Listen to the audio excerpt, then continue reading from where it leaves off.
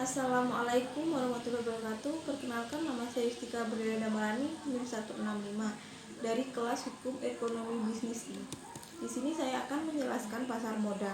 Latar belakang pasar modal dibentuk untuk mempermudah para investor menetapkan aset dan mempermudah perusahaan menjual aset. Pengertian dari pasar modal secara etimologis terdiri dari dua kata, yaitu pasar dan modal. Pasar artinya bursa atau exchange atau market, sedangkan modal artinya securities atau stock.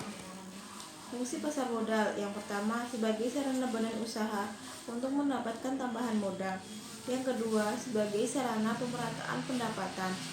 Yang ketiga, menampung tenaga kerja. Yang keempat, memperbesar pemasukan pajak pemerintah. Jenis-jenis pasar modal.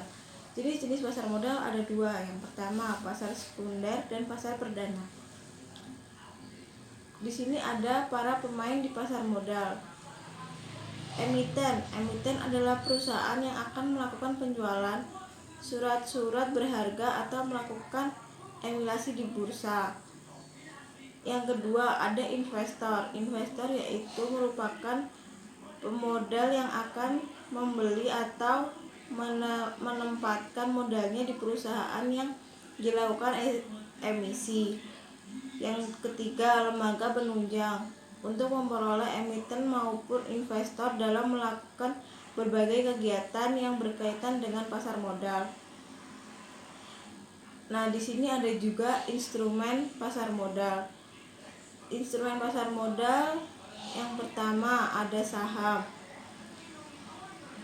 Saham yaitu merupakan suatu surat berharga yang bersifat kepemilikan. Artinya si pemilik saham merupakan pemilik perusahaan potongan yang diperoleh dari saham dan dibuat nama double. Yang kedua ada obligasi. Obligasi yaitu merupakan bukti yang dikeluarkan oleh suatu perusahaan terbatas dengan tujuan mendapatkan modal. Yang ketiga ada reksadana. Reksadana yaitu sertifikat yang menjelaskan bahwa pemiliknya atau investor menyerahkan sejumlah dana tentu untuk digunakan sebagai modal berinvestasi.